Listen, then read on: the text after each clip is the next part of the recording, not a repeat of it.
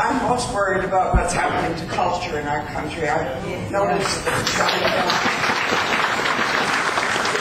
down at the CBC and the attacks on the Canada Council, but the thing I worried most about was Bill C-32, which was the act to finally upgrade the copyright legislation and bring it in line with the copyright legislation throughout the world, died on the order paper, which is perhaps just as well, because the Writers' Union, to which I belong, was unable to get through to Mr. Harper to tell him that writers have to be paid too.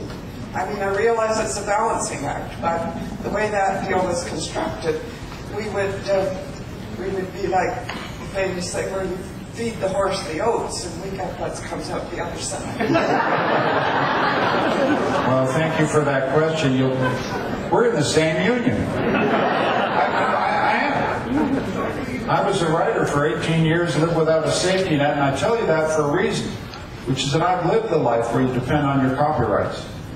The horse has to get fed.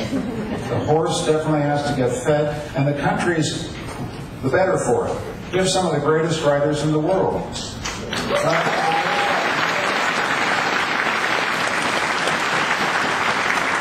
Not me, the other ones, you know.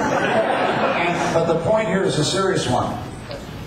There was a period in 2008 in September, October, when Mr. Harper was asked his attitude towards arts and culture and creators, and he said they were all kind of spoiled children, and they like to go to galas and sip champagne.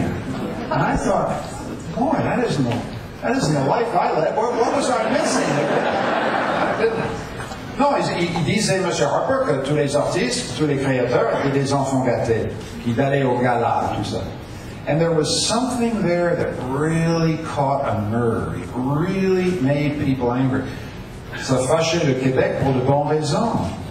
Parce que les Québécois savent que les créateurs sont des créateurs d'identité, ce sont des créateurs de richesse, ils sont des créateurs d'emploi, ils sont des créateurs de l'imaginaire, et nous sommes fiers de nos créateurs.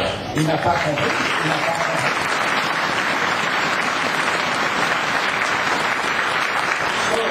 So, to get your points, we have to have a copyright reform that prevents one of the things that's happening to all creators, whether you're a writer or a singer or a songwriter, kind of what I call digital hemorrhage.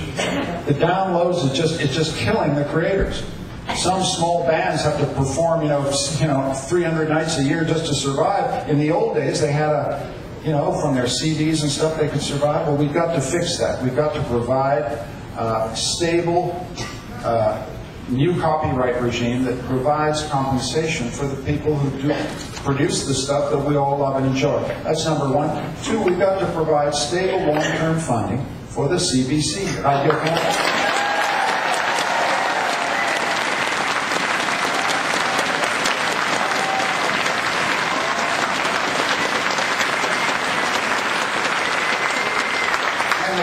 Council, which has supported artists for 70 years and is a great Canadian invention, we've committed in the platform to strengthen and increase our funding so that artists, painters, designers, all the artists who are out there in the farthest reaches of our imagination get the support from the public. The thing here to understand is there's no free lunches for anybody. Everybody has to pay their way. Everybody has to find their audience.